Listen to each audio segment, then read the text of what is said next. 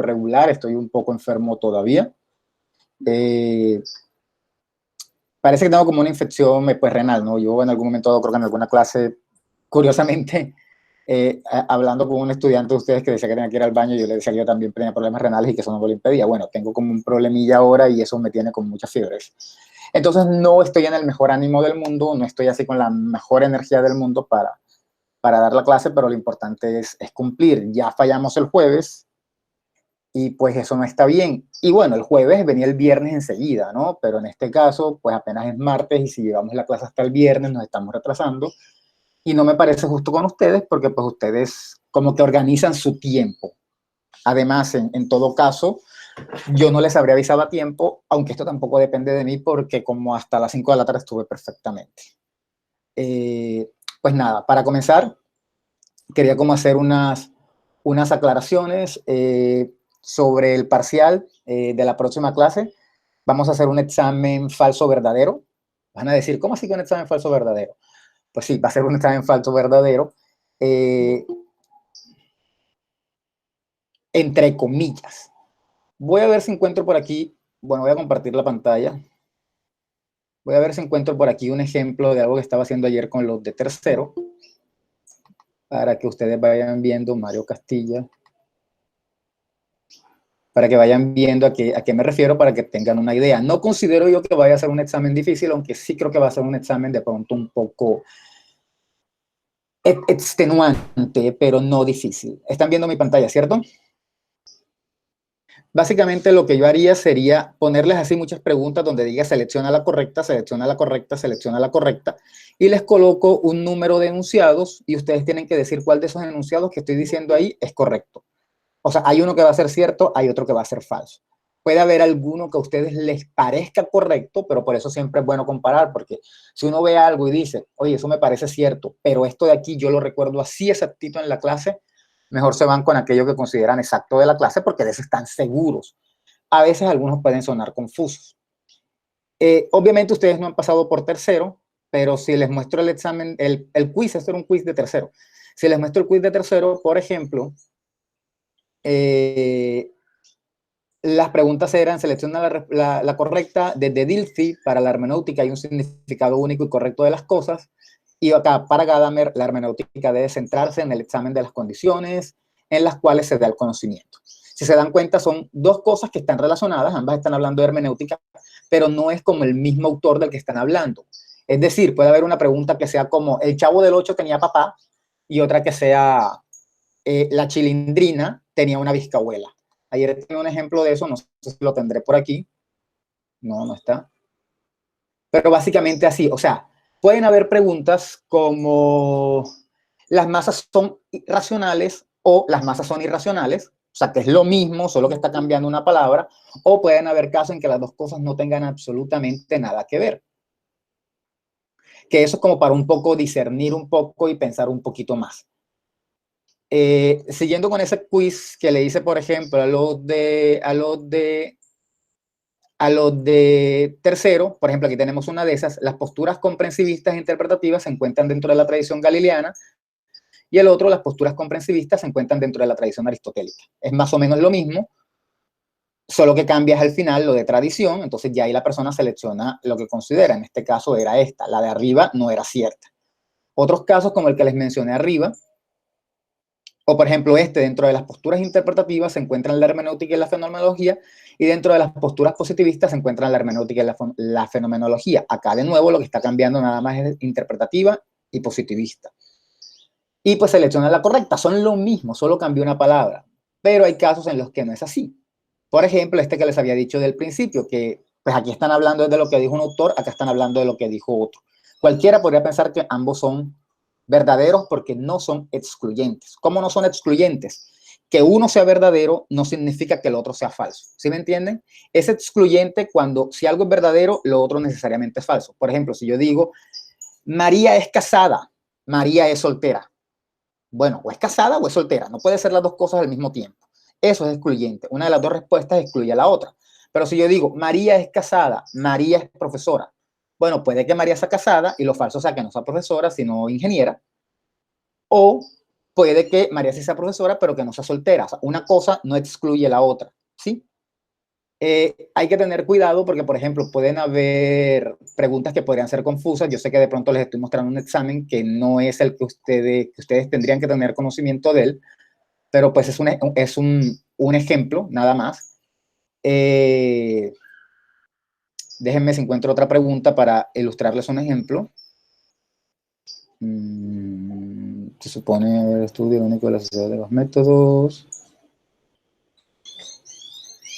Esto, por ejemplo, la reducción de fenómenos no es viable en la fenomenología, ¿ok? Y la de abajo dice, la fenomenología busca la explicación de fenómenos a partir de la reducción de las casualidades.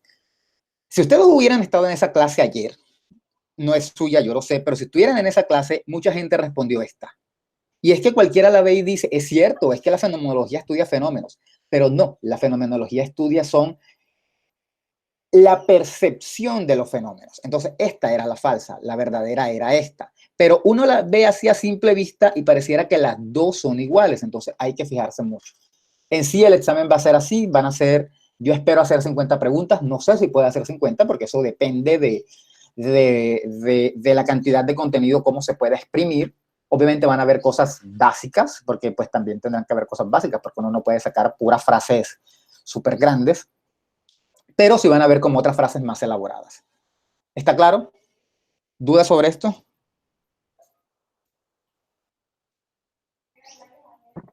Profe, vengo ingresando apenas, no sé qué era lo que estaba dando. Bueno, estaba explicando un poco cómo iba a ser el parcial de la próxima semana, que iba a ser un parcial de selecciona lo correcto. Hay dos preguntas, hay una pregunta, perdón, y hay dos opciones, y uno de esos enunciados es falso. Ustedes tienen que seleccionar el que es correcto. Básicamente eso. Los dos enunciados no necesariamente se van a relacionar. Era básicamente eso. Había puesto ejemplos, pero bueno, no voy a repetirlo ahora, pero puedes ver el video una vez lo monte. ¿Alguna otra duda?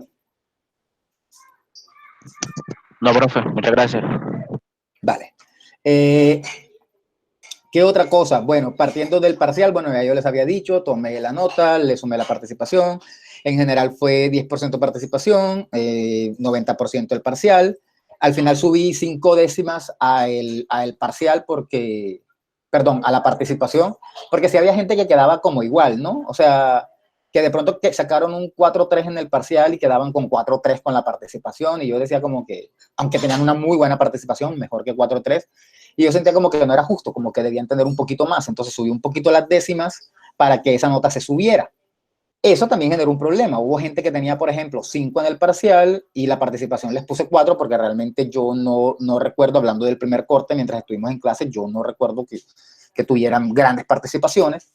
Y eso les bajó, por ejemplo, pasaron de 5 a 4.9. En esos casos simplemente decidí que tampoco era justo, basándome en un criterio tan subjetivo, bajarles una décima cuando habían hecho un gran examen y se los dejé así.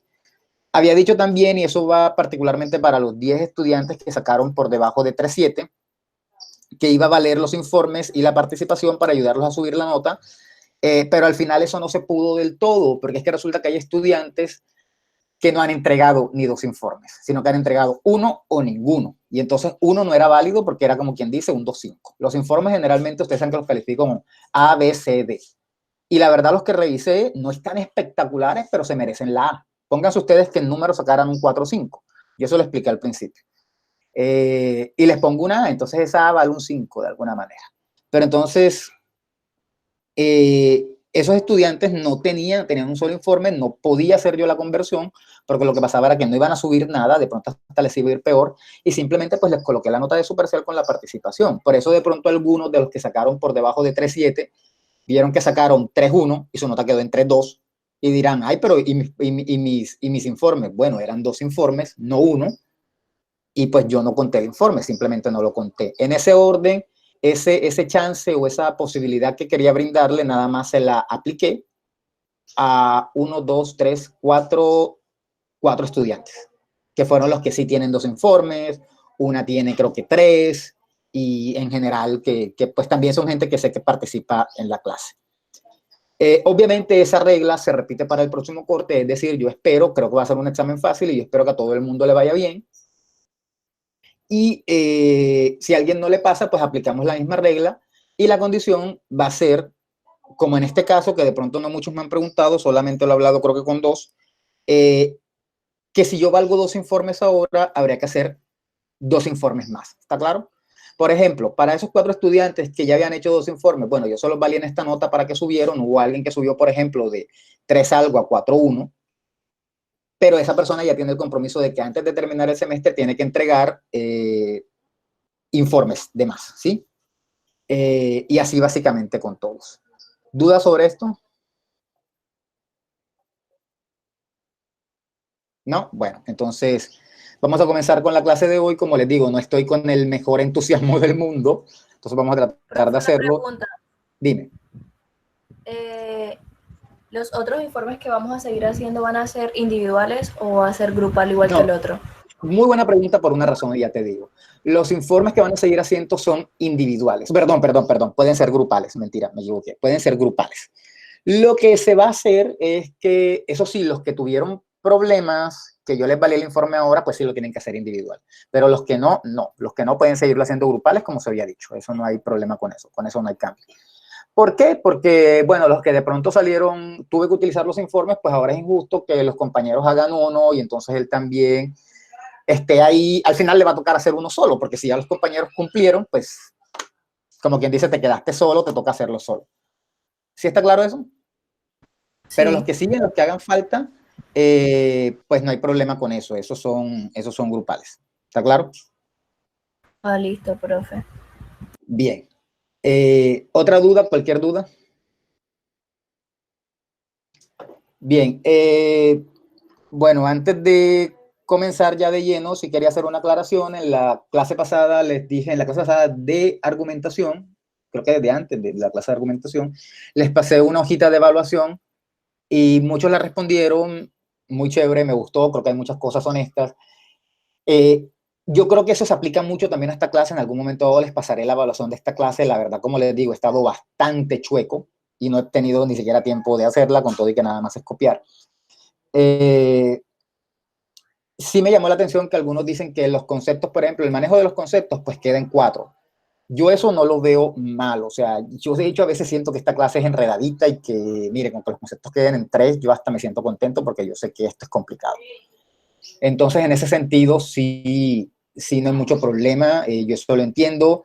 De que, por ejemplo, si me piden una oportunidad, pues yo en general, yo trato de ser muy duro y muy psicorrígido con las notas, pero en general creo que nadie que me haya dicho, profesor, se lo puedo enviar mañana, yo le he dicho no. De pronto lo pongo a sufrir primero, pero generalmente termino cediendo porque soy medio bobo en eso.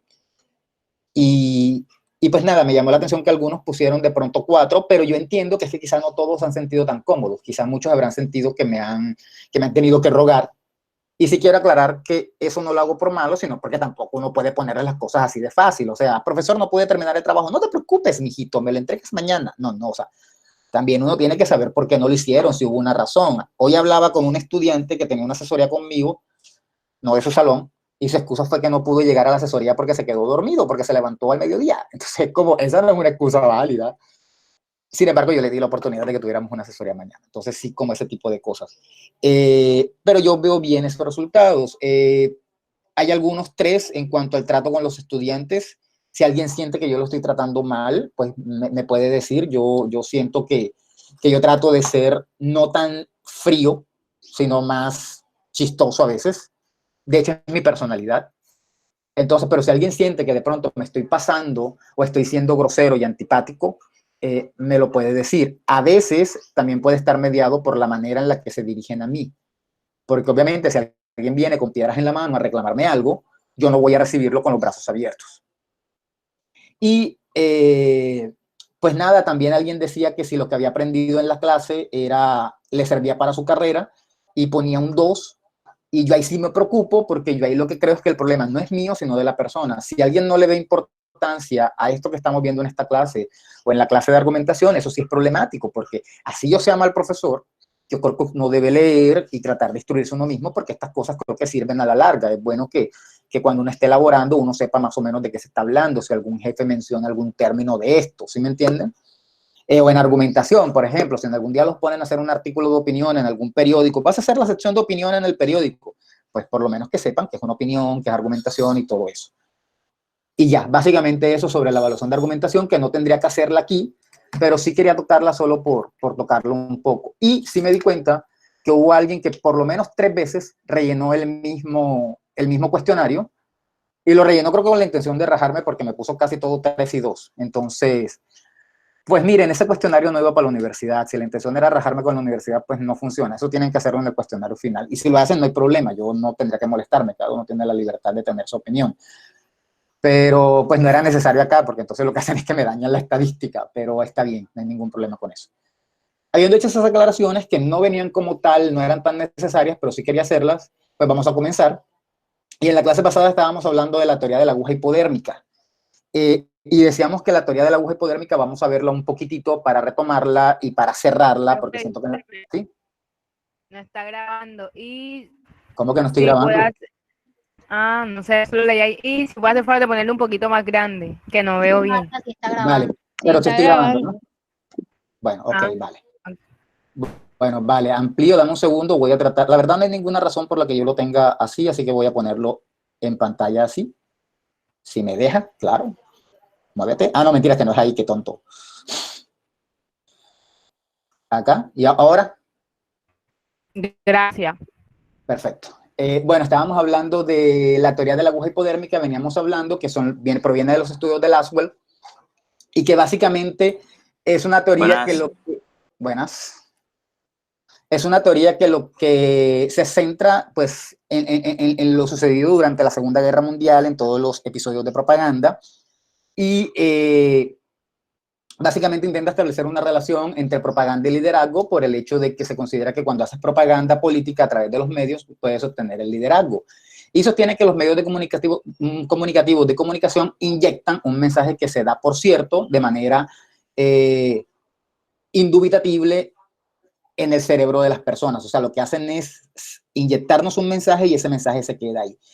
Nosotros vimos en la clase pasada, no sé si lo recuerdan, que las teorías se pueden centrar en diferentes cosas. Se pueden centrar en el auditorio, se pueden centrar en el emisor, se pueden centrar en las técnicas, en el televisor, en las técnicas que serían el televisor, la radio, en la tecnología.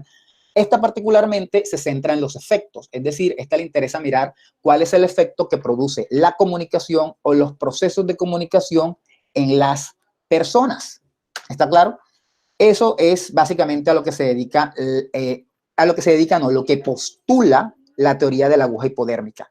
Y dentro de eso se supone que las personas somos entes pasivos, estamos sentados frente al televisor y nos están dando todo. Por eso lo de aguja hipodérmica, porque nos están inyectando todo y no tenemos posibilidad de respuesta, nosotros no respondemos. Eso sí pasa, a veces no tanto, porque sí es cierto que no respondemos porque no podemos hacer nada. Si nosotros estamos viendo un programa de televisión y nos están diciendo algo, como me pasa muchas veces cuando veo programas de televisión, que yo digo, eso que están diciendo ahí no es así. Es cierto, yo puedo estar sentado en mi casa y decir, eso que están diciendo ahí no es así, pero no hay una respuesta al canal. O sea, el canal nunca se va a enterar de lo que Alex Ortega, un pelagato cualquiera, está pensando en la sala de su casa. Nunca se va a enterar. Entonces, en ese sentido, yo sí soy pasivo, porque yo simplemente estoy recibiendo la información, pero no tengo nada que responder. Sin embargo, hay una diferencia, y es que aunque yo no pueda responderles así de frente, pues yo sí estoy reflexionando sobre el conocimiento. Esa es una diferencia con la teoría de la aguja hipodérmica, donde suponen que literalmente nos tragamos todo sin más ni más. Así no funciona tanto. Hay gente que sí piensa. Y yo estoy seguro que dentro de ustedes, lo he notado por sus trabajos y por cómo hablan en clase y todo lo demás, hay gente que también analiza. Y por comentarios en clase también me he dado cuenta que muchos de ustedes analizan un poquito más allá. De pronto se les saltarán cosas, pero es normal, están en el proceso de aprender a criticar. En esta teoría, pues se supone que un medio emite, y eso que el medio emite es tomado como verdadero, eso ya lo habíamos dicho, ahí no hay mayor discusión, o sea, nunca nadie, como esta teoría supone que la gente no piensa, la gente no pone en duda lo que el medio dice. Y por lo tanto no se cuestiona la verdad. La gente se traga la información literal como está. Somos zombies. Dentro de esta teoría, el ser humano es un zombie. Claro, esta teoría surgió durante la Segunda Guerra Mundial y en ese momento dado muchos alemanes pensaban de esa manera. Hay una película, no sé si la mencioné en la clase pasada, que yo amo, es un musical, a mí me gustan los musicales, se llama Cabaret. Y en Cabaret hay una escena muy bonita, bonita en el sentido del significado, no que es una escena bonita, realmente es horrible, donde un niño como de unos 14 años se pone a cantar una canción nazi. La canción es bella, pero cuando la canción va por la mitad, tú te das cuenta que la canción va por otro lado. Y todo el mundo que lo está escuchando, son alemanes, lo escuchan y de repente comienzan a levantarse y a cantar y a extender su brazo cual señal de los nazis. Y uno se da cuenta, oh, esta gente se está tomando el mensaje así literal sin pensar. No se están dando cuenta que parte de lo que esto va a generar, en la película todavía no ha pasado la Segunda Guerra Mundial, apenas está comenzando, es que se van a morir un montón de judíos, porque la canción es antijudíos. Entonces es como esta gente que de alguna manera se comió el cuento de que los judíos eran malos y se los comió por el mero hecho de que el gobierno les vendió la idea y nunca jamás tuvieron la posibilidad de pensar. Entonces, Laswell crea su teoría en ese contexto y por eso él cree eso. Está equivocado, pero es que en el contexto en el que se crea la teoría, mira, lo que él está pensando parece cierto. ¿Sí? Entonces, bueno, se supone que la masa es un grupo manipulable por los medios sin pensamiento propio. Eso ya lo saben porque ya ustedes saben de hace rato que es la masa. Profe, este modelo esto va asociado. Dime. ¿Cómo? Esto va asociado con la escuela ¿Cómo? de Frankfurt. Que si esto va asociado con la escuela de Frankfurt. Sí, pero la escuela de Frankfurt es posterior. De alguna manera todos los modelos están ligados de alguna manera y todos se encargan de cuestionar a los medios. Pero la escuela de Frankfurt es un poco posterior, es más de los 60, si no estoy mal. De hecho, la escuela de Frankfurt, si todo sale bien, la vemos la próxima semana, si no estoy muerto. La próxima clase, no voy a decir la próxima semana porque la próxima semana se supone que es el parcial. Entonces, ¿sí? ¿Nada? Ok. Entonces, el problema con la teoría de Laswell, o lo que le critican, es que dice que Laswell, al considerar esto, realmente él no está criticando. O sea, dicen algo como, yo les estoy diciendo aquí que esto es una crítica. Eso es cierto, yo lo veo como una crítica. Pero es que, como que hay que interpretarlo, ¿no? Como que uno no puede... Ok, ¿quién llegó? ¿Nadie? Ok, ahora sí. Como que uno le toca leerlo e interpretarlo para ver que él en el fondo está criticando, pero él nunca lo dice de frente, nunca da, como quien dice, las herramientas para uno poder criticar y decir, sí, Laswell está criticando a la sociedad, él solo la está describiendo. Ahora, esa descripción es fea, por eso es que yo digo que es una crítica, pero él realmente nunca se toma el trabajo de decir si esa crítica, si esa descripción es buena o mala. ¿Se acuerdan de las clases de argumentación? Los que van a argumentación, bueno, es más o menos lo mismo, por ahí va la cosa. O sea, el man está presentando hechos, pero si usted no dice nada, no da una opinión de esos hechos, yo no puedo asumir qué opinión tiene usted de eso. Si usted me dice, por ejemplo,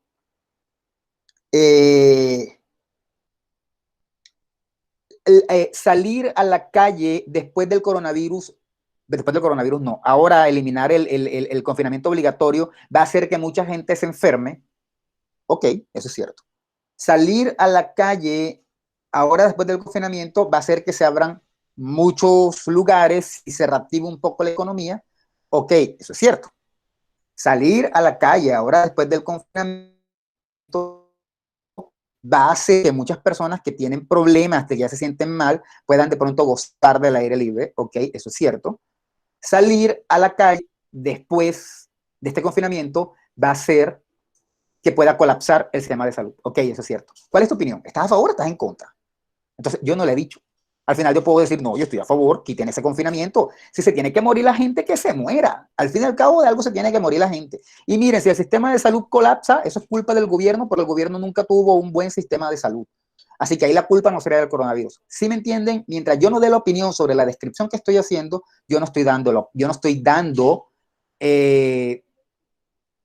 mientras yo no dé la opinión, yo no estoy asumiendo una posición. Yo no estoy diciendo realmente qué pienso de eso. Obviamente aquí todos ustedes me podrán decir, pero profesor, usted dijo en argumentación que habían opiniones que estaban implícitas. Eso es cierto, pero esto es una teoría. Entonces, si a alguien alguna vez se le ocurre crear una teoría, que no se le pase por la cabeza omitir las opiniones, porque si las omite, le van a dar duro, a menos de que no quiera opinar. De pronto fue que Laswell no quería opinar, Pero si usted quiere tener una opinión y dice, yo tengo una opinión, pero no la voy a poner, que la deduzcan. Mire, es una teoría, no la van a deducir. Le van a dar duro porque en una teoría usted tiene que ser claro. Eso se lo dejamos a un ensayo argumentativo, a un trabajo para publicarlo en el periódico. Pero en una teoría, no. Bien. Dentro de esta teoría de la aguja hipodérmica, bueno, el emisor busca controlar los medios para tener influencia directa sobre las audiencias y su preocupación, el emisor busca controlar los medios para tener influencia directa sobre la audiencia y su preocupación es producir determinados efectos. Es decir, al emisor, que es el que crea los medios, en el caso de la Segunda Guerra Mundial, el gobierno, solamente le interesa que haya un efecto en la gente. En ese caso era que apoyaran la causa.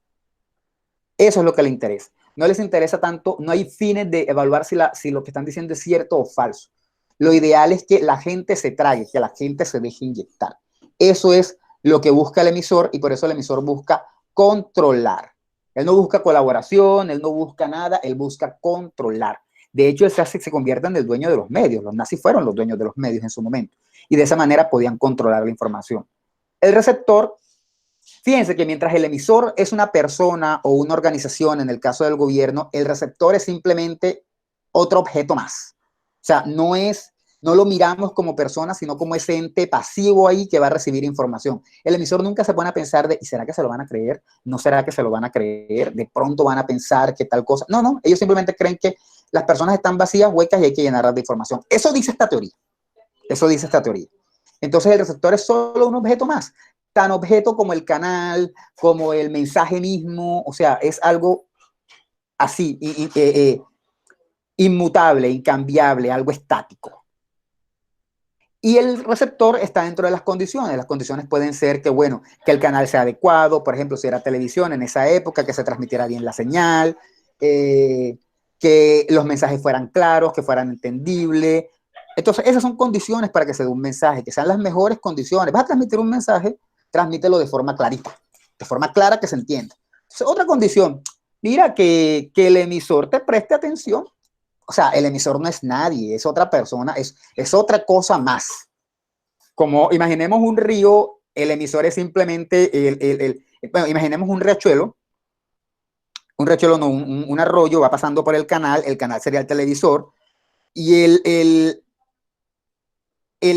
receptor es simplemente ese pedazo al final donde el agua cae. O sea, no es una persona, no tiene la misma importancia del agua. El mensaje es el agua. El emisor es la persona que abre la llave. Si se dan cuenta, hay una llave, imaginemos que es una llave, no un arroyo de lluvia. Hay una persona que abre la llave, tira el agua, hay un canal, que es el televisor por donde llega, y el receptor es allá, la bajada. O sea, no es igual a una persona. Eso hay que verlo así. Ojo, esta es una analogía, esta es una analogía, una comparación, no es que sea literal, ¿no? Sino para que vean. ¿Cómo? Lo que usted nos está diciendo es que el mensaje es lo más importante. No, lo más importante es el emisor. Mira que el emisor, en ese ejemplo, lo que estoy diciendo es que el emisor es una persona. Y sí, el mensaje es importante, vendría a ser lo segundo más importante, que es el agua. O sea, si no hay alguien que abra la llave, no hay nada. Pero el que abre la llave, el agua corre. Entonces, lo más importante es el emisor, que es el que busca controlar el mensaje. Y luego de eso sigue el mensaje, en orden de importancia, por decirlo de alguna manera. Por eso, decíamos que esta teoría se centra en los efectos, es decir, en los efectos que logra el emisor a través del mensaje. Si te das cuenta, efectos que logra el emisor a través del mensaje. O sea, los importantes son emisor y lo que hace él, que es el mensaje. Pero no solamente el mensaje, serían los dos. Y finalmente, el análisis de los efectos es absolutamente necesario para entender los objetivos de la teoría de la comunicación. Es decir, si esta teoría nada más se dedicara a describir cómo el man abre la llave, el man se tomó el tiempo, se levantó temprano, llegó, abrió la pluma con fuerza, el agua comenzó a fluir. Mire, eso no le importa a nadie. Al final lo que a la teoría le importa es los efectos, porque como es una teoría de efectos, quiere mirar es si hay una influencia o no sobre el público. Entonces, así el mensaje haya sido perfecto, lindo, maravilloso, el mejor canal, si no hubo efecto en el público, la teoría diría que el mensaje no cumplió su objetivo. ¿Sí está claro? Por eso decimos que el análisis de los efectos es absolutamente necesario para entender los objetivos de la teoría de la comunicación. Es decir, todo análisis de la comunicación basado en esta teoría, que es la teoría de la aguja hipodérmica, tiene que al final decirnos cuáles son los efectos de la comunicación. Hay un trabajo muy interesante que están haciendo Gina y Leonardo en octavo para su tesis, y ellos quieren analizar cómo el contenido sexual de la televisión puede afectar a los jóvenes. Ellos lo están haciendo desde una perspectiva diferente porque hay cosas de ese trabajo que pueden ser muy difíciles. Hay estudios así, pero hay cosas que pueden ser muy difíciles. Pero eso tendría en cuenta serían los efectos. No estaría tanto en la aguja hipodérmica porque, bueno, tampoco vamos a asumir que los estudiantes son huecos. Pero sí va un poco por ahí, porque estaría mirando serían los efectos. No estaría analizando tanto a los jóvenes como el efecto que produce la comunicación en los jóvenes. ¿Sí está claro? ¿Sí está claro? Sí. Vale. Bien, me dan un segundo aquí, ahora sí volvemos. Lasswell propone, ya nosotros habíamos visto en la clase pasada, que hay como un grupito de preguntas que se responden, y antes de Lasswell, Aristóteles había hecho algo similar, que él hizo como un esquema donde trataba de establecer las intenciones comunicativas y preguntaba quién, que era el emisor, qué, que era el mensaje, y quién, que era el receptor. Para Aristóteles, o sea, para allá en la Grecia antigua, le interesaba codificar los mensajes así. Había un emisor, mandaba un mensaje y lo recibía un receptor. Lasswell modifica eso y crea este círculo comunicativo en el que explica de pronto un poco cómo se genera un mensaje. Primero hay un emisor, que es el que dice algo. El emisor dice algo que... Dame un segundo. Bueno, esto sí lo tengo que hacer desde acá para poder editar un poquito, para irlo escribiendo. ¿Dónde está? Aquí. Entonces, lo primero sería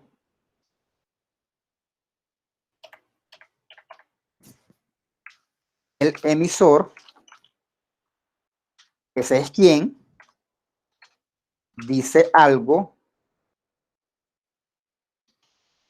que es el mensaje.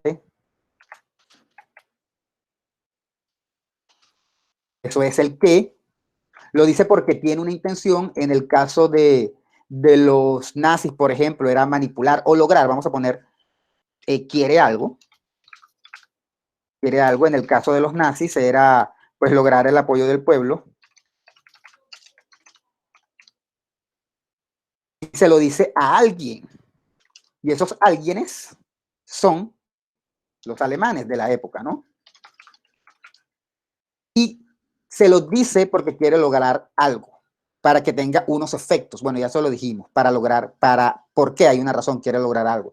Y debe tener unos efectos. Y los efectos más normales en esa época fueron los alemanes le siguieron la cuerda. Vamos a ponerlo así bien informal. ¿Está claro? Esos son, de alguna manera, los componentes del diagrama de Lasswell que definen cómo se da la comunicación. No es solamente decir un mensaje y que alguien lo reciba. No, lo dices porque tienes una razón y esperas que ese mensaje tenga un efecto en la otra persona. El ejemplo de la mamá que ponemos en argumentación funciona perfectamente. Mamá, te voy a lavar los platos hoy y te voy a ayudar con la limpieza del aseo porque te veo cansadita. Lo estoy diciendo yo. Estoy diciendo eso de que voy a ayudarla con la limpieza y porque la veo cansadita. Lo estoy diciendo porque seguramente quiero algo de ella. Se lo estoy diciendo a mi mamá. ¿Quién? ¿Y con qué efectos? Bueno, 4 horas después, cuando le digo que necesito plata porque voy a imprimir unas hojas que no pude imprimir por X cosa de la universidad, no sé, ella me da el dinero que sea. ¿Sí está claro? Fíjense, no necesariamente el mensaje tiene relación con el efecto. Generalmente debería tenerlo. Pero a veces el efecto puede ser algo completamente diferente. Por ejemplo, cuando un político comienza a vendernos todo lo bueno que es y todas sus ideas de campaña, él no quiere nada más que creamos que es bueno. Lo que quiere es que votemos por él. O sea, yo puedo ver un político en televisión, y eso lo hace mucha gente, que ven el político y dicen, uy, no, ese Petro es muy bueno, ese Petro dice cosas muy buenas, o, uy, no, ese Uribe es un señor muy serio. Llegó el día de las elecciones y la persona no votó. O sea, no se logró el efecto, ¿sí me entienden? Y el efecto no era que le creyeran, fíjense, la persona le creyó y se tragó el cuento de que era chévere, pero al final no se logró el efecto. Ese efecto se logra bajo unas condiciones que tienen que darse. Esas condiciones son que, bueno, que la información le llegue a la persona, que la persona esté dispuesta a movilizarse, ya sea para votar, ya sea para apoyar a los nazis, ya sea para lo que haya que hacer. O sea, las personas tienen que tener las condiciones. Por ejemplo, si el mensaje le llega a una persona que está cuadraplégica tirada en su cama, miren, es muy difícil que esa persona vaya a votar, ¿sí? Entonces, esos mensajes están codificados bajo ciertas condiciones de cierto tipo de personas. Por eso es que muchas veces hay mensajes que elaboran que solo se elaboran para la gente más humilde, para la gente clase media, para la gente de clase alta. Me acuerdo un comercial de la época de Zuluaga en el que salía una señora que tiraba naranjas, le decían la loca de las naranjas. Es claro que ese comercial estaba pensado para la gente de clase baja. Ponían una tendera molesta por la pobreza. Claro que estaba enfocado para la gente de clase baja, que tiraba naranjas, o sea. ¿Sí? Entonces los mensajes se enfocan en alguien para lograr algunos efectos. No siempre son para todo el mundo. Eso plantea esta teoría y muchas de esas cosas son ciertas. ¿Dudas hasta aquí? ¿Ninguna? Bueno. Con eso cerramos un poquito la teoría de aguja hipodérmica. Esta teoría es muy importante, es muy valiosa, es como la madre de las teorías en comunicación. Sería bueno que le echaran un ojo y si encuentran información por ahí, le echen más ojo todavía, porque realmente es muy valiosa. Lástima que por el tiempo y por todo lo demás no podemos ampliar mucho en ella y que yo hablo también bastante. Ahora nos vamos con otra teoría, que es la segunda que vamos a ver hoy. Esta espero que la hagamos un poco más amplia. Disculpe, ¿usted va a compartir estas diapositivas? Ok, sí, si quieres. Yo creo que las compartí la vez pasada, pero obviamente agregué cosas. O no, mentira, yo no compartí estas, compartí las de una clase anterior. Pero vale, yo agrego estas, porque como es un mismo capítulo, venía agregándole. Pero comparto estas, está bien, no hay problema, Andrés. Vale, gracias.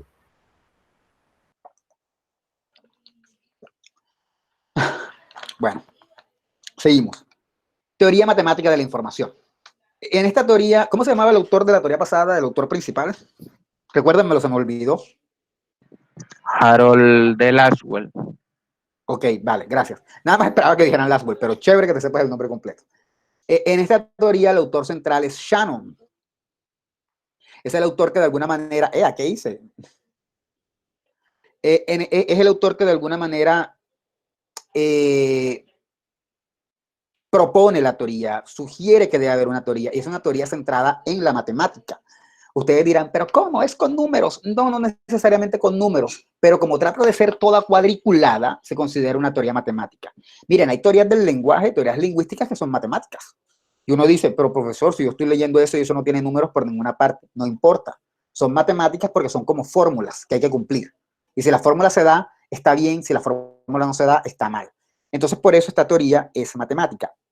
Hay como una fórmula para que el mensaje sea correcto y hay que tratar de alcanzar esa fórmula. Y si la fórmula no se alcanza, hay que señalar los errores y cómo alcanzar, cómo superar esos errores. Por eso decimos que es una teoría matemática.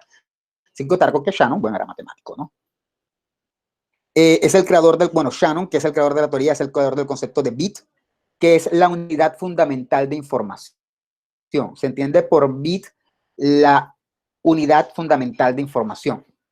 ¿Qué es una unidad fundamental de información? Se supone que cuando hay un mensaje, ese mensaje se compone de unidades de información.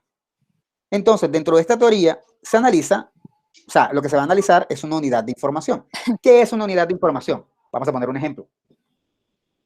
María tuvo un hijo cuando tenía 25 años. El niño era lindo, tenía el pelo rubio, era alto porque tenía 3 años y medía 1,5 metros, qué sé yo, una cosa así bien absurda. Tenía los ojos color miel. Ok. Cada pequeño enunciado, cada pequeña información que yo estoy dando es una unidad de información. María tuvo un hijo a los 25 años, creo que dije, eso es una unidad de información. El niño era lindo. Eso es una unidad de información. Ojo, y hago la aclaración por si acaso. Aquí no tenemos en cuenta si eso es una opinión, si eso es un hecho, si eso es una hipótesis, si eso es una mentira. Aquí no tenemos en cuenta nada de eso. Lo importante es que haya una información concreta. Entonces, María... Profesor, es como que, no sé, lo que estoy leyendo es que aprecian mucho la cantidad de información que vaya en una respuesta, no una respuesta como que sencilla. Más o menos, Frank, porque eso depende de ciertas cosas. Y sobre eso vamos ahora. A veces la respuesta sencilla es la mejor. ¿Sí me entiendes? Por ejemplo, la pregunta que me hizo Andrés ahora mismo, profesor, ¿usted va a compartir estas diapositivas? La mejor respuesta que yo podía darle era sí. No se la di así porque pues no tenía la intención de hacerlo, y por eso es la aclaración. Pero si yo hubiese tenido la intención, la mejor respuesta hubiera sido decir sí. A veces cuando uno da muchas vueltas, se pierde la información. Profesor, usted va a hacer el examen el martes. Mira, la verdad, yo he estado enfermo y me he sentido un poco mal y lo he estado preparando y entonces, bla, bla, bla, bla, bla. Mire, diga sí o no. Ahora, no sabe. No sé. Punto. ¿Cómo? Como llegar al grano, o sea. Exacto. Esa es la información realmente valiosa. ¿Me dan un segundo?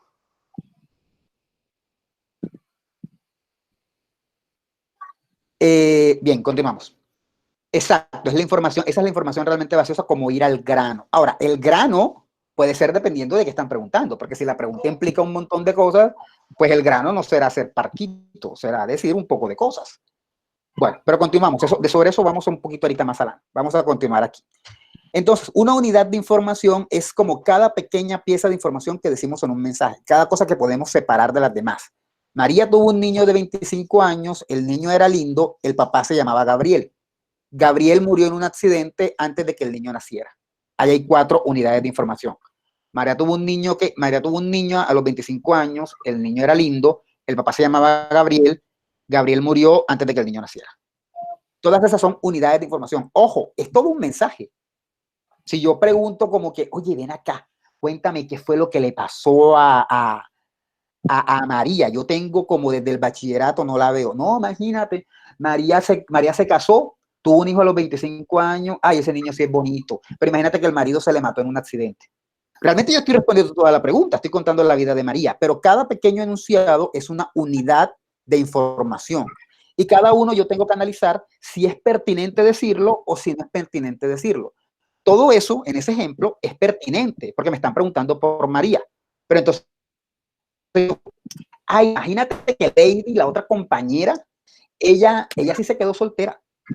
Se quedó soltera porque estaba tan, qué sé yo, tan decepcionada por el antiguo novio que no volvió a encontrar a más nadie. Ya esa otra información ya es irrelevante. Es una unidad de información y entonces ya el investigador de la teoría matemática lo que hace es que dice, ok, esta unidad de información ya es redundante, ya es información que no nos sirve. ¿Por qué? Porque no está respondiendo la pregunta hecha. ¿Está claro? Esta manera de introducción para comenzar a hablar de este tema. ¿Dudas?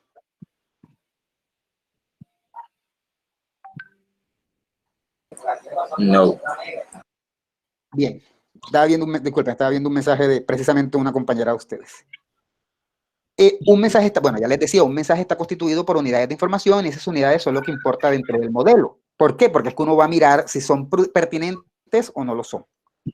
Se centra en la eficacia y precisión con la que el mensaje llega. Es decir, que se centra... Ok. ¿Ustedes les llega mi sonido de WhatsApp para saber si lo cierro o no? Sí. Ok, denme un segundo y lo cierro porque hay como unas horas de la noche en las que los estudiantes comienzan a hablar. Miren, a mí me llegan más mensajes de los estudiantes que de gente. A mí nadie me escribe, nadie me quiere. ¡Qué lástima! ¿Cómo? Ya. Bien. Bien. Entonces, iba por donde decía que lo importante, que un mensaje está constituido por, y esas unidades son lo que importan dentro de este modelo. Lo importante es la calidad de la información y no la información. Ahora vamos a ver qué entendemos por calidad. Es decir, la calidad tiene que ver con que la información sea precisa y sea pertinente. Ven acá, ¿qué has sabido de María? No, desde que salimos del colegio nada. Oye, ¿tú te acuerdas que María era la que vendía las empanadas a 500 que eran sabrosas, que la mamá se las hacía? Esa información no es importante. Por lo tanto, la información que la persona está dando no es de calidad. No está respondiendo la pregunta. Ahora, también se mide si lo que se está diciendo, incluso podríamos organizar un rango de qué tan importante es la información, porque por lo menos ahí estoy hablando de María, pero si digo, no, de la que sé, de Lady. Lady se quedó solterona. tampoco es relevante. Entonces, la calidad de la información se mide en términos de lo que es pertinente y de lo que no es redundante. Obviamente hay casos, yo sé que yo soy súper redundante en estas clases, pero yo trato de que todo quede muy claro. Si alguna vez ustedes piensan que repito mucho y que ya quedó claro, me lo pueden decir. Yo lo hago porque trato de que no queden dudas y de repetir varias veces. Por eso me da risa, porque siempre que organizo estas clases y otras clases de lingüística que van por la misma línea, siento que me lo están diciendo a mí, pero bueno, no importa. Entonces, se centra en la eficacia y la precisión con la que llega el mensaje, es decir, el mensaje debería llegar perfecto y exacto. Esto aquí tiene que ver con cómo lo que nosotros decimos le llega a la otra persona y lo entiende igual con la intención que nosotros quisimos decir.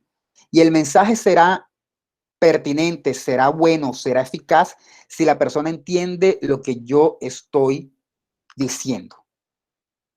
Por ejemplo, si yo digo, teniendo en cuenta los resultados del segundo parcial, yo voy a ignorar por completo los informes.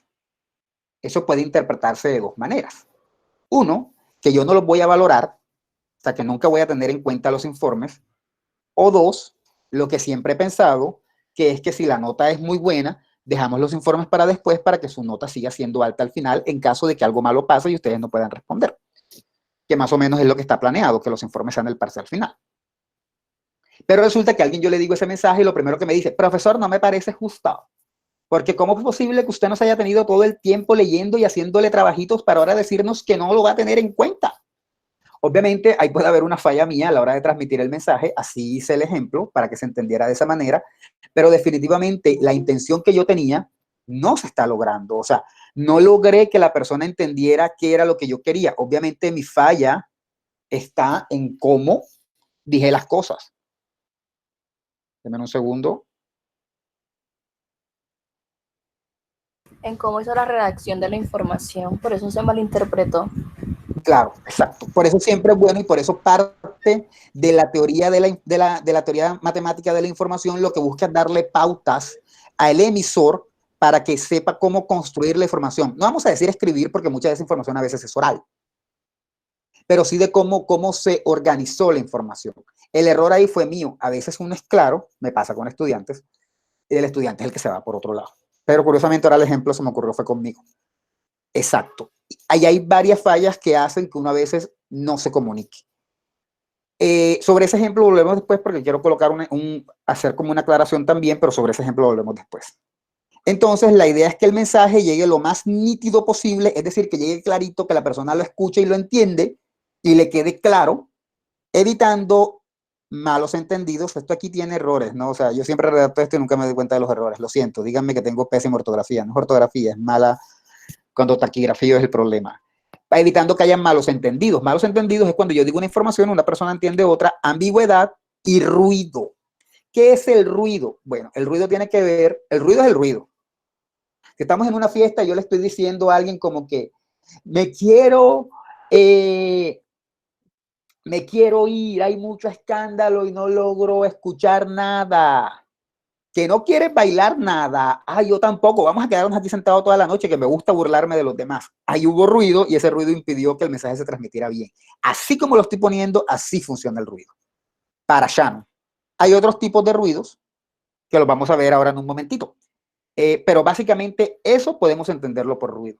Otro ruido, cuando uno está viendo televisión y hay falla en la interferencia, eso es ruido. Cuando uno está viendo algo por señal satelital, por cable, por lo que sea, y comienza a fallar y el televisor se va quedando, eso es ruido. Ojo, el ruido no necesariamente es algo sonoro, es algo que interrumpe que veamos el mensaje bien. En el primer ejemplo que puse era como los ruido punticos como los punticos de la foto. ¿Cómo los punticos de la foto? Los píxeles. O sea, no sé cómo explicar aquí. A la gente entiende. Profe, Los punticos de los que salen en la foto, cuando salen muy oscuros, salen unos punticos así todos. Ah, ok, yo de eso no tengo idea. Bueno, pero supongo que sí, eso funcionaría como ruido si queda malo. ¿Quién me iba a decir algo? Profe, o sea, lo importante también de esta teoría también es el efecto que causa la información. ¿O es lo mismo o es diferente? Más que todo es la eficacia, qué tan eficaz llega la información. Ah, ok. Aunque el efecto también es relevante, pero más que todo es la eficacia, que el mensaje llegue de la forma apropiada. Bueno, ¿está claro? Bueno, entonces eso básicamente es lo que uno llama ruido, ¿no? Cuando se daña el televisor, cuando ustedes están viendo televisión en su casa y afuera está el vecino con un aparato ruidoso, cuando ustedes están en su casa y alguien está tumbando la calle afuera, cuando están escuchando la radio y se pierde la señal, todo eso es ruido. Pero también hay ruido semántico, ¿dónde está el cursor? Semántico y cultural. ¿Qué es el ruido semántico? Lo semántico tiene que ver con las palabras, ¿no? Con significados. Y muchas veces eso tiene que ver con cuando uno dice una palabra y la otra persona entiende otra palabra porque se le parece, ¿sí? Muchas veces uno dice mensajes y la persona entiende otra cosa porque esa palabra se parece a otra y la persona se confunde y no entendió bien la palabra que era. Eso es un ruido. El mensaje no llegó bien porque la otra persona no entiende la palabra que yo estoy diciendo, ¿sí? Por ejemplo, bueno, no se me ocurre ahora ninguna palabra. Voy a poner un ejemplo. Espero que no lo tomen mal. Bueno, sí, muchos deben conocerlo. Es puertorriqueño. En Puerto Rico se utiliza la palabra pichear. La deben haber escuchado un montón en reggaetón. Tiene que ver con ignorar. ¿Está claro? Entonces yo te puedo decir, pichea, no prestes atención. Realmente te estoy diciendo, no prestes atención, no pares bola, ¿no? Entonces, no, mi mamá me regañó y mi papá me regañó y me dijo que no entrara, que no podía salir más. Bueno, pichea, tú sigue como vas. Entonces, si la otra persona entiende pichear de una manera grosera, como muchas veces hay una palabra parecida aquí en el español colombiano, eso es un ruido semántico. La persona relacionó la palabra con otra cosa y no entendió el mensaje con lo que yo quería decir. La culpa en ese caso sería mía porque utilizo un término que esa persona no entienda, pero a veces uno utiliza términos que uno sí maneja porque son términos normales y la otra persona no lo entiende. ¿Está claro? Eso es un ruido semántico. Y un ruido cultural es cuando algo de la cultura nos afecta y nos choca. Cuando uno ve y alguien le da un mensaje y de repente uno choca con ese mensaje. Por ejemplo, un día estando en Bogotá, me acuerdo que llegué, tenía hambre, fue de las primeras veces y llegué como que, señora, ¿tiene empanadas? Sí, sí tengo empanadas de arroz, deliciosas. Y yo me quedé como, deliciosas, arroz. En ese momento, hace muchos años, yo no sabía de las empanadas de arroz en Bogotá. Eso es cultural, o sea, que la empanada de arroz, que la empanada en Bogotá tenga arroz es algo cultural. Y ahí hubo un ruido semántico en ese mensaje para mí, porque ella dice, una empanada de arroz deliciosa. Lo primero que llega a mi cabeza es, eso no debería tener nada de delicioso. Tiempo después me he dado cuenta que no son malas. Pero en ese momento dado, para mí ese mensaje tenía un ruido por asuntos culturales. En el ejemplo que les puse del estudiante, que les había dicho que yo le digo que no voy a tener en cuenta los informes y que él me pelea, realmente el ruido ahí puede ser cultural. El estudiante no está entendiendo cómo me estoy dirigiendo yo y estamos teniendo una disyuntiva porque de pronto él ve, porque a muchos estudiantes les pasa, ven al profesor como un enemigo. El profesor nunca jamás va a tratar de beneficiar. Él siempre va a ser un enemigo. Entonces cuando yo digo eso, él lo primero que piensa es, viste, yo sabía, este profesor no quiere ayudar a nadie. ¿Está claro? Eso es cultural. Muchas ideas que a veces tienen los estudiantes, no digo que ustedes. Pero eso pasa mucho. Muchos estudiantes tienen esa percepción. Igualmente con el trato, por ejemplo, si alguien dice que soy grosero con él porque de pronto soy relajado, bueno, tenemos una diferencia cultural porque mi intención es ser relajado para que se sientan cómodos, pero quizá a esa persona le gusta mucho la formalidad y preferiría que tuviéramos un trato más distante. Eso es ruido cultural, ¿está claro? Y la teoría de la información estudia todo eso. ¿Por qué? Porque eso es lo que impide que el mensaje sea eficaz y preciso. Cuando hay ese tipo de ruido, es que de pronto uno se pierde en la información y lo que uno escucha, ve, a uno no le llega con la intención que fue hecho. ¿Está claro? ¿Está claro? Claro. Sí, así es, bro. Bueno, voy a decir que sí. Vale, ok. Sí, eso pasa mucho. Hace poco hubo un decreto que sacó Duque en el que decía que iba a tomar unos recursos de las alcaldías y se armó la pelea y la pelea todavía está. Y miren, después de mucho tiempo y después de leer un análisis, yo me di cuenta que eso no era ni tan malo. Pero ahí hay una cosa de ruido, una cosa cultural, una cosa ya de prejuicio, de que a muchos alcaldes ya se les impide ver a Duque como una persona buena. Yo los entiendo, pero es cierto que esa tampoco era una mala idea. No es una mala idea. Entonces, son claves dentro de este modelo la velocidad con la que se elabora y transmite el mensaje, es decir, usted tiene que hacer un mensaje eficaz y preciso en el menor tiempo posible y debe poder transmitirlo en el menor tiempo posible, porque si no el mensaje no es efectivo. Imagínense que ustedes me van a dar una información y yo se las doy, y perdón, ustedes me la dan tarde. ¿Cómo hago yo, como ha pasado con muchos estudiantes a veces con trabajo, que me tienen que enviar un trabajo y me lo envían un día antes de que yo les devuelva la corrección o de que tengamos la cita? Yo me quedo como que ahora me toca correr porque no me lo enviaste a tiempo? Eso me pasa a veces con salones que tienen que entregar proyectos. Y a mí me toca correr porque no lo elaboraron de la manera más rápida, no lo hicieron a la velocidad. Voy a ponerles un ejemplo muy claro con ustedes. Ustedes tuvieron clase de argumentación conmigo el viernes. Yo realmente he estado bastante chueco todo este tiempo y siempre tengo que revisar para ver qué tarea les pongo. Y apenas hasta hoy, los que pudieron entrar al proyecto E, yo les puse que tienen que leer para el jueves. Voy a ser honesto, yo no espero que lo lean. O sea, ya hubo algo que tuvieron que leer para la clase pasada y si leyeron eso, ya. Porque es culpa mía. Es culpa mía que no elaboré el mensaje con la velocidad. Entonces, si alguien el jueves me dijera, profesor, yo no leí, no leyó porque hubo una falla en la transmisión del mensaje. Y esa falla está relacionada con la velocidad del emisor, o sea, con la velocidad mía. Yo no elaboré el mensaje de forma veloz, mucho menos lo transmití de forma veloz. ¿Está claro? Entonces, los mensajes tienen que ser en el momento preciso, no después. Eso en parte lo estudia esta teoría. Yo quiero que todo esto que estoy diciendo lo tomen como que son como los criterios que la teoría toma, ¿no? Son los criterios que la teoría toma para decir cuando el mensaje fue eficaz o no fue eficaz. Bueno, lo ideal es que, vamos a pasar esto muy rápido, porque lo ideal es que el mensaje debe emitirse y recibirse sin ningún cambio y debe entenderse como tal, eso ya lo venía diciendo. Lo ideal es que no se cambie, que se entienda tal cual es. La interpretación se considera satisfactoria cuando se logra tal precisión de transmisión, es decir, se considera que el mensaje logró llegar cuando se entendió igualito a como lo pensó el emisor. Para la teoría para la teoría matemática de la información es central el éxito con el que el mensaje llega al receptor. Este éxito del proceso comunicacional se calcula midiendo los efectos. Es decir, si yo envío un mensaje y yo me di cuenta, comienzo a mirar los efectos. ¿Qué cosas no entendió? ¿Por qué no las entendió? ¿Qué falló? ¿Dónde fallé yo? ¿Dónde falló la persona? En ese caso, en el caso del ejemplo del estudiante, que es básicamente el caso transversal que estamos mirando, allá hay dos fallas. Está la falla mía por no ser tan preciso, pero también está la falla cultural del estudiante de pensar que yo nada más quiero es dañar notas. Entonces, esos son efectos, ¿no? A veces el efecto puede ser uno solito, a veces el efecto puede ser dos, a veces el efecto puede ser el WhatsApp, que yo mandé el mensaje por el WhatsApp y el audífono estaba mal y se perdieron algunas palabras. Entonces, imagínense, yo no digo el mensaje como es, él tiene unas ideas culturales que lo hacen estar en contra mía, el mensaje no se escuchó del todo bien. Todos esos son efectos que hacen que el mensaje no se escuche de la manera acertada, y la teoría de la información lo que hace es mirar esos efectos para determinar qué falló en el mensaje. Analiza las unidades de información, el mensaje. La comunicación se pone al servicio de la persuasión, porque lo que se busca es persuadir al otro, lo que se busca es que el otro...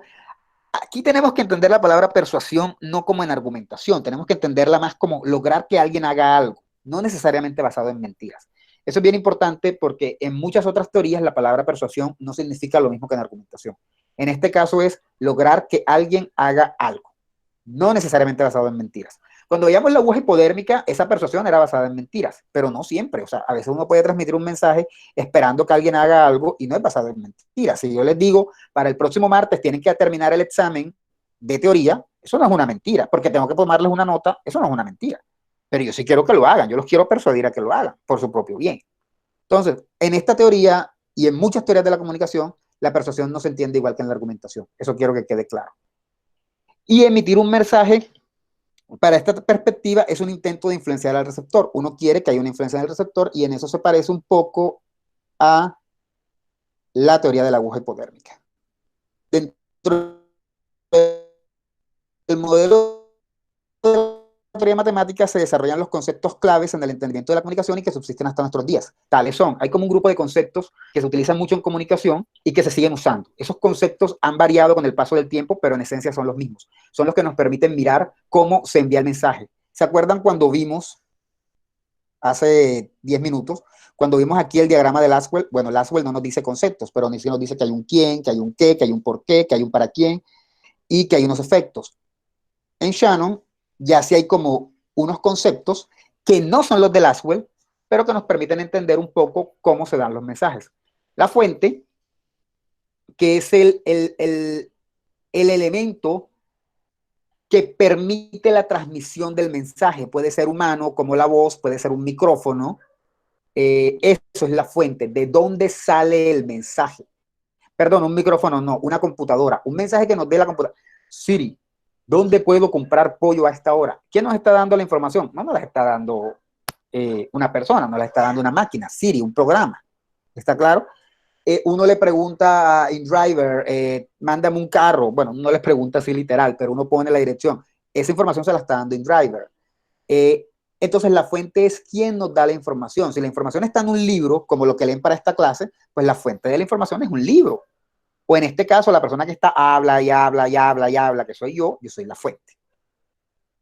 El transmisor da cuenta del componente técnico que transmite el mensaje originado por la fuente de información y lo convierte en señales apropiadas.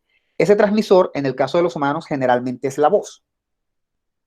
Si utilizamos un micrófono, ese transmisor está acompañado de un micrófono que es el que permite de alguna manera la transmisión de la información. El canal es el medio físico por el que se transmite la información. Si estoy hablando de un show de televisión, pues el canal es el televisor. Si estoy hablando de un programa de radio, el canal es la radio. Si estoy hablando aquí, pues definitivamente el canal es Meet. Porque así me estén escuchando directamente y así yo los pueda escuchar a ustedes, el canal es Meet. Si no fuera por Meet, yo tengo que comunicarme con ustedes. Ese es el canal. El ruido, como ya veníamos diciendo, es todo aquello que afecta a la transmisión. En este caso, hablando con ustedes, cada que se salen porque se les va la señal, es ruido. El receptor, que son ustedes, son los que reciben la información, pero que también corresponde al aparato que les permite a ustedes recibir la información. En este caso, el canal es Meet, pero el receptor es la computadora. ¿Está claro? De pronto, cuando dijo ahorita que el canal era el televisor sería más el receptor y el canal sería más el canal, o sea, Caracol, RCN, Animal Planet. ¿Está claro? Entonces, el receptor pueden ser las dos cosas, la persona que está recibiendo la información y el aparato técnico por dónde la está recibiendo. Quiero lograr con esa información, eso es el destino. Duque diciendo por la televisión que no podemos salir porque hay coronavirus. El destino es que yo entienda esa información y me quede en casa. ¿Dudas hasta aquí? Profe, o sea, que como usted dice acá, aquí en este modo, el canal vendría siendo que el internet y el receptor el computador. El canal vendría siendo Meet. Si lo quieren ver también como el internet está a mitad de camino entre canal y el receptor, pero sí, el internet sería más el canal, sin duda alguna. Así como también en la televisión, la manera en la que nos llega la señal es a través de satélites, eso también es el canal. O sea, el canal es no solo el canal Caracol, sino también cómo el canal Caracol sale para llegarnos a nosotros. Eso también sería el canal. Y en este caso, sí, el receptor, el canal es Meet, pero también el internet, que es el que permite que Meet, que es el que nos permite hacer con Meet esto que estamos haciendo. ¿Sí está claro? ¿Dudas? Sí, claro. Sí, disculpe, profe, Frank decía que el receptor entonces sería el computador y el destino sería los estudiantes en este caso. Sí, pero el destino es el objetivo final del mensaje, o sea, lo que se va a lograr en los estudiantes. No solo es el estudiante, es lo que se va a lograr en el estudiante. Pero el receptor sería el computador por estar transformando esas señales y comunicándolas. Y el estudiante o el que está receptor recibiendo también. Okay. Vale. Por eso se plantea que es más amplio que el de la persona que recibe el mensaje. O sea, cobija la persona que recibe el mensaje, pero también cobija el recurso técnico que transforma la señal. ¿Sí? Sí, sí. Porque ambos están recibiendo. El computador está recibiendo una señal y el estudiante que está ahí parado se está tomando esa señal. Y el destino es qué hace el estudiante con esa información. Profe, acabo de tener un ruido ahora en lo que estaba hablando. Ok, ¿por qué se perdió la señal? Sí, se perdió la señal. Bien. Bueno, esperemos que no vuelva a pasar. Habiendo hecho todas esas aclaraciones, entonces básicamente el modelo matemático de la información lo que intenta es abarcar tanto la comunicación interpersonal, se centra tanto en la comunicación de persona a persona, como la de los medios, como la informática, todo tipo de información. No le interesa solamente la de los medios masivos, aunque está muy, muy enfocado en los medios masivos, pero la verdad uno puede hacer un análisis de cualquier tipo de información. Y dentro del modelo se reconoce que el mensaje no llega igual. Voy a explicar esto porque puede ser confuso. Durante todo lo que he dicho hasta ahora, he dicho que para el modelo un mensaje correcto es este y este. Tiene que tener esto, no puede tener ruido, tiene que estar todo bien, eso lo he dicho. Pero dentro de todo el modelo acepta que eso es muy difícil, que siempre va a haber ruido, le acaba de pasar a Frank. ¿Y qué decimos? ¿Que ese mensaje no sirve? No. La teoría lo que va a buscar, y eso lo dije al principio cuando comenzamos a hablar, es determinar cuáles fueron los factores que hicieron que el mensaje no llegara correcto. Entonces ellos tienen como un ideal de cómo debe llegar el mensaje. El mensaje debe llegar así. Y si no llega así, toman las unidades de información del mensaje y las analizan para ver qué falló en la transmisión de esas unidades. A eso es a lo que se dedica el modelo. Ese es el tipo de estudios que se hacen. Entonces lo que uno haría sería tomar muchos periódicos, por ejemplo, mirar a ver qué información dice y mirar a ver cómo la entendió la gente para ver qué cosas fallaron en la transmisión de esa información. Eso sería un estudio matemático de la información. Les decía en un principio que era matemático porque tenía que ser exacto. Exacto en el sentido de que, como les digo, tienen como una idea de cómo sería la fórmula perfecta de un mensaje, y si ese mensaje falló, lo que van a hacer es determinar qué falló para proponer de alguna manera, para sugerir, para plantear qué falló y cómo se hubiera hecho para que no fallara. ¿Está claro?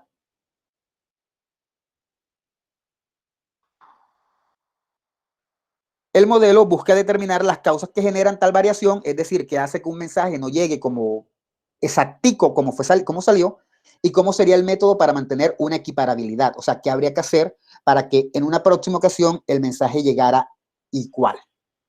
Obviamente ustedes de pronto pueden decirme como que, ay, profesor, hay que mejorar el internet.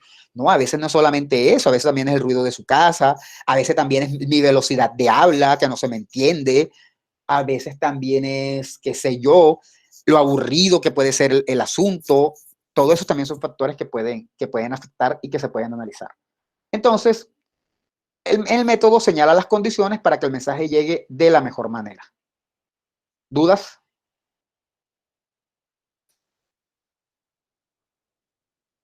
¿Ninguna? Bien, cerramos con esto. Y conceptos básicos, pues por lo menos de este método. ¿Y qué se entiende por información? Ojo, la información no es lo dicho ni el significado. Es la medida de las probabilidades de elección de un mensaje entre todos los posibles. La información es algo técnico, ya habíamos dicho que era técnico. ¿Qué significará eso? Eso significa que cuando yo les doy un mensaje, hay como varias probabilidades de que ustedes entiendan algo.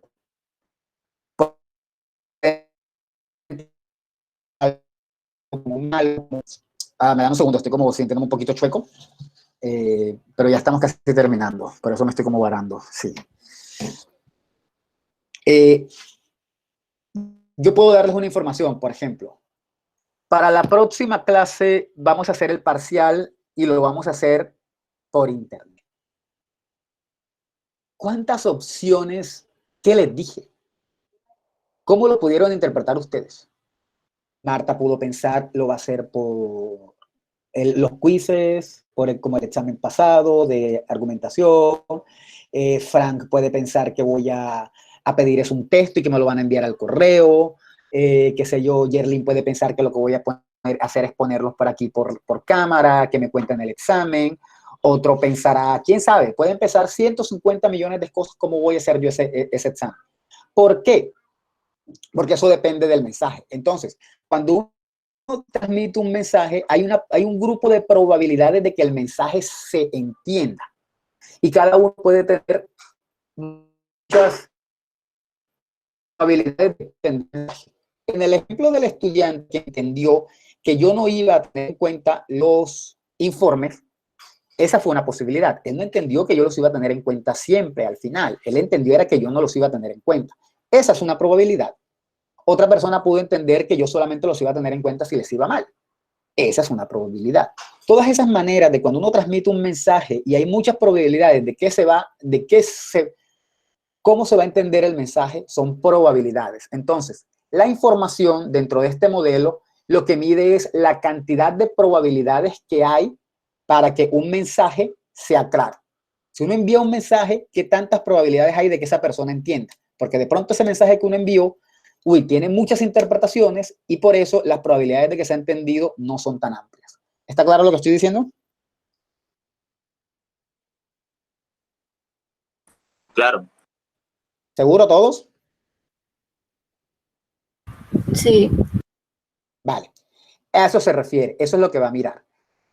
Porque en ese sentido, entre más probabilidades hay de que una información transmita un contenido, es más fácil que no se interprete de la manera correcta. ¿Está claro?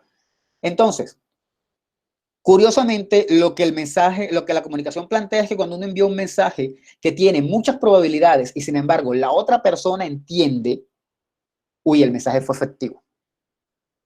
Eso mide qué tan efectivo fue el mensaje. Entre más se puede entender a pesar de las probabilidades, más efectivo fue el mensaje. Voy a ponerles un ejemplo. Si yo estoy hablando con alguien que no conozco, me acaban de asignar un grupo de clases virtuales y una persona me habla y me dice, ¿eres hombre o mujer? ¿Cuántas probabilidades hay? 2, ¿es hombre o mujer? Claro, también hay cuestiones de género y puede decirme soy intersex y todo lo demás, pero son limitadas, ¿no? O sea, tampoco son tantas. Pero si mi clase es a nivel mundial y yo le pregunto, ¿de qué ciudad eres? Puede decirme de todo, puede decirme Guayaquil, Cusco, qué sé yo, Guerrero, tantas ciudades de tantos países de Latinoamérica, y eso suponiendo que sea de Latinoamérica porque hablo español. Entonces, ahí hay más probabilidades. Y ahí es difícil que la información que esa persona me dé, yo pueda malinterpretarla si esa persona no me responde de la forma correcta. Por ejemplo, si esa persona me responde, profesor, yo soy de donde el sol calienta, pero uno siempre está fresco. No tengo la más remota idea de dónde es eso. Ustedes saben cuántos países dirán cosas similares. O, profesor, yo soy de donde la gente es alegre y la vida es un carnaval. No sé, Barranquilla, Río de Janeiro, cualquier ciudad con un carnaval, cualquier ciudad alegre, cualquier ciudad del mundo. ¿Sí me entienden? Esa información que esa persona me está dando tiene muchas probabilidades de elección de mensaje. Si yo le atino, ese mensaje fue efectivo. Pero obviamente hay una falla en ese mensaje al no ser preciso. Y lo que haría la teoría de la comunicación es analizar qué falló. De entrada, falló en precisión. ¿Está claro? Entonces, esa información que esa persona me acaba de dar, que yo soy donde el sol calienta pero no hace calor, esa información es redundante. Su respuesta debió ser, yo soy de Río de Janeiro. Ya, punto. Porque cuando uno da información de más, es información redundante, por eso hablamos de redundancia. Y cuando uno da información redundante, lo que hace es que es como si fuera una balanza y la información deja de tener sentido. ¿A ustedes no les ha pasado, de pronto en mi clase, que están metidos en un tema hablando con una persona y luego esa persona comienza a hablar y habla y habla y ya a ustedes al final ni les importa lo que les dijo al principio? Le preguntan, por ejemplo, yo supe que tú estudiaste en tal universidad que es excelente. ¿Cómo hiciste para entrar? Y esa persona, yo entré así, así, asado. No, mijo, pero eso fue difícil. Yo tuve que hacer esto, lo otro. 10 minutos después la persona. Que ya toda esa información que le dio, y ya podemos decir que todo aquello que hizo en la información es innecesario y que eso es lo que hace que como que abarata la información. ¿Saben dónde les pasó eso? en el examen de argumentación. En la pregunta que ponía, coloca una opinión y coloca algunas razones si quieres, hubo gente que hizo su opinión y le quedó bien y luego comenzó a colocar un montón de razones que eran súper raras y abarataron su respuesta porque dieron información de más innecesaria. Si tienes la información y es puntual, dala. Si no, no la pongas. Eso pasa. A veces damos información de más y lo que hacemos es que la información buena, la información importante, la información central pierde valor. Entonces, cuando uno da información, la información debe ser precisa y justa. La información precisa y justa se considera abundante, perdón. ¿Cómo abundante? Fíjense, es bien interesante. Si yo le pregunto a alguien, ¿cómo te llamas? Y me dice, a ese estudiante con el que estoy hablando, y me dice, me llamo Juan Pablo Echeverri. Ok, esa información fue abundante. Si ese pelado me dice, me llamo Juan Pablo Echeverri, tengo 23 años, yo estudié ya, yo soy profesor de matemáticas, me metí a este tema porque la verdad me interesa la comunicación, así hay mucha gente que habla. Ya todo eso que le está diciendo ya hace que la información no sea abundante. ¿Se dan cuenta de la paradoja? Curiosamente me está dando más información, pero como la información importante se está quedando rezagada, ya la información no es abundante. Entonces la información es más grande acrecentada con relación a su utilidad. Usted me puede decir todo lo que quiera, siempre que lo que me esté diciendo esté respondiendo a mi pregunta. Si usted me está diciendo cosas de más, lo que está haciendo es ya cancelar la información previa, haciendo que la información previa ya pierda valor. Y eso lo mira así la teoría de la información. No hay que ser redundantes. Hay que decir lo que es, respondiendo todo. Tampoco es que se van a quedar cortos. Pero decir de más lo que hace es que la información que pusieron previamente les daña la respuesta. Eso pasa. A mí, por ejemplo, en exámenes me pasó. Me las tiraba de duro y colocaba más cosas y al final me salían mal las cosas porque lo que había puesto después estaba chueco. Cuando mi respuesta real estaba buena. En fin. Ahora, también se dice que un mensaje también es más abundante cuanto mayor sorpresa genera. Hace calor. Sí. Ha estado un poquito caliente el clima hoy. Eso no es sorpresivo. Pero si digo, uy, hace un calor insoportable, eso se supone que es mayor información. Eso visto desde este modelo. Yo considero que realmente una cosa no tiene que ver con la otra, pero desde este se considera así. Y finalmente, terminamos la pregunta un poquito de porque realmente no me quedó muy claro. Se obtiene más información que va a quedar un poco no tan claro. Responder todo por lado, usted ha logrado disminuir el grado de incertidumbre. Si alguna vez han jugado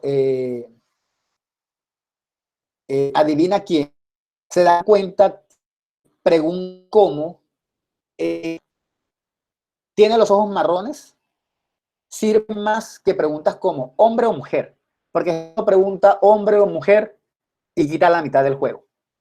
Pero cuando pregunta, ¿tiene los ojos marrones? Sí. Entonces uno viene y quita casi todo y nada más le quedan como los 5 que uno tiene que tienen ojos marrones. Es más útil, me ayuda a aclarar más la duda y se me reduce el grupo de gente que estoy analizando. ¿Está claro?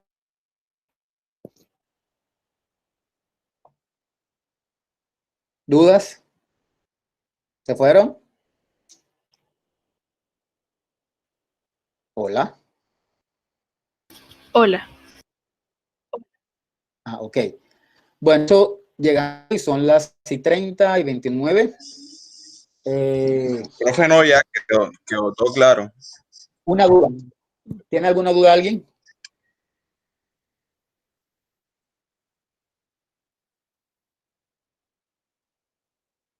¿No? Profe no dijo, Entonces con eso se... ¿Cómo? no dijo que cuánto tiempo nos iba a dar para el parcial. Si era con El límite de parcial yo estaba- tiempo. Lo que pasa es que el parcial yo estaba pensando hacérselos en la hora de clase, pero la verdad ustedes nunca se conectan muchos. Sí quería hacerlo en la hora de clase para que no sintieran que yo los estaba utilizando fuera del tiempo de la clase, porque quizá otros salones se han quejado de eso y yo pensé que de pronto ustedes podían tener el mismo problema. Entonces por eso no lo he decidido todavía. Yo preferiría que lo hicieran en la hora de clase. En ese sentido comenzaríamos a las 6 hasta las 7:30. Como son 50 preguntas así de falso verdadero, eso alcanza.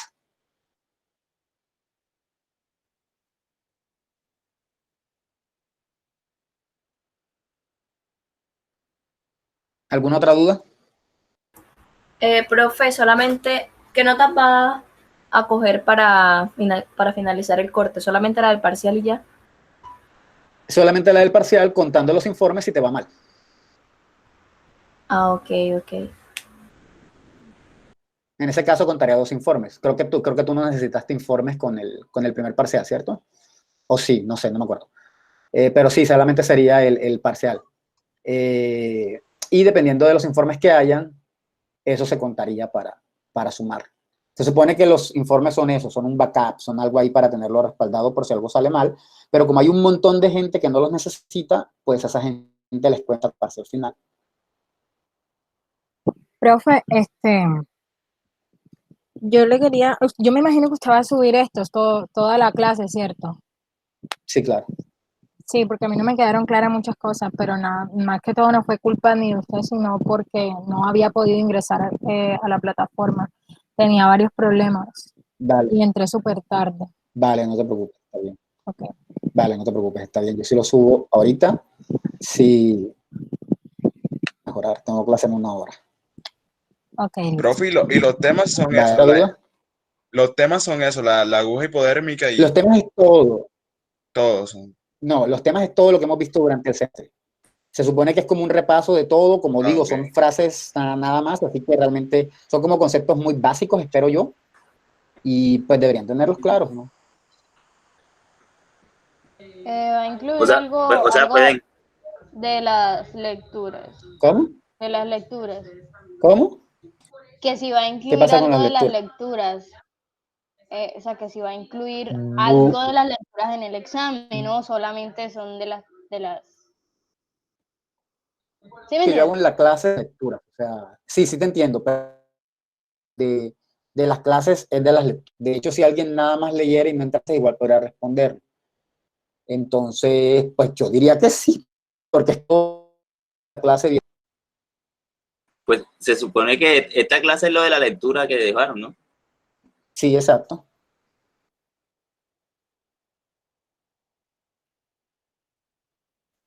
Bueno, ¿alguna otra duda? Bueno, nos vemos, jóvenes. Nos vemos el jueves si es posible. Descansen. Bye. Chao, profe. Ok, profe, gracias.